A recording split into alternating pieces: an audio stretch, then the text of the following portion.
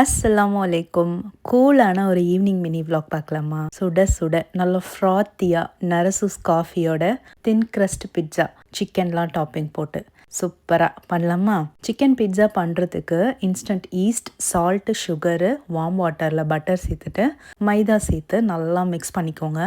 இந்த டோ வந்து ஒரு 10 நிமிஷம் நல்லா நீட் பண்ணணும். இது நல்லா நீட் பண்ணி ப்ரூஃபிங்க்கு விட்டுடலாம். இதுக்கடையில் நல்லா பாலை காய்ச்சி சூப்பரான ஒரு காஃபி போட போகிறேன். ரீசெண்டாக சூப்பர் மார்க்கெட்டில் நரசூஸில் இன்ஸ்டன்ட் காஃபி மிக்ஸ் பார்த்தேன். இது மில்க் இல்லாமல் நம்ம ஹாட் வாட்டர் போட்டும் பண்ணலாம். பட் இன்றைக்கி நான் மில்கில் பண்ண போகிறேன். இந்த இன்ஸ்டன்ட் காஃபி மிக்ஸ்லாம் நீங்கள் வாங்கினீங்கன்னா கண்டிப்பாக பாலில் மிக்ஸ் பண்ணி குடிச்சு பாருங்கள். அது நல்லா திக்காக க்ரீமியாக டேஸ்டியாக ரொம்ப சூப்பராக இருக்கும். நடுவில் பாலை வேற பொங்க விட்டுட்டேன். அதையும் க்ளீன் பண்ணி காஃபி போட ஸ்டார்ட் பண்ணியாச்சு.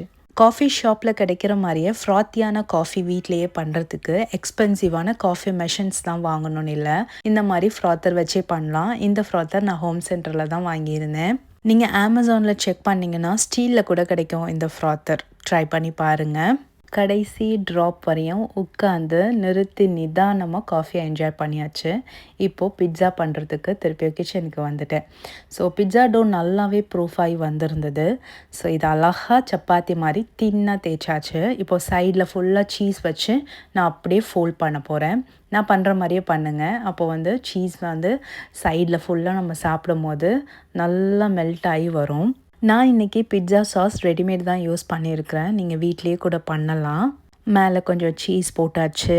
கட் பண்ண கேப்சிகம், ஆனியன், குக் பண்ண சிக்கன், திருப்பி கொஞ்சம் சீஸ், அப்புறம் mixed herbs, oregano, chilli flakes எது வேணால் போட்டு டாப் பண்ணிக்கலாம். நான் கொஞ்சமாக ஆலிவ் போட்டு அவனில் பேக் பண்ணி எடுத்துட்டேன்.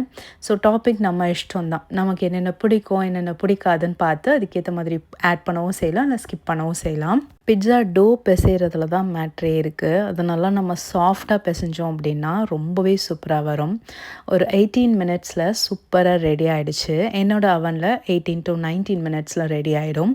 சூப்பராக தென் crust பிட்ஸா வீட்டிலேயே ரெடி பண்ணியாச்சு. இது ரொம்ப ஃபில்லிங்காக இருக்காது.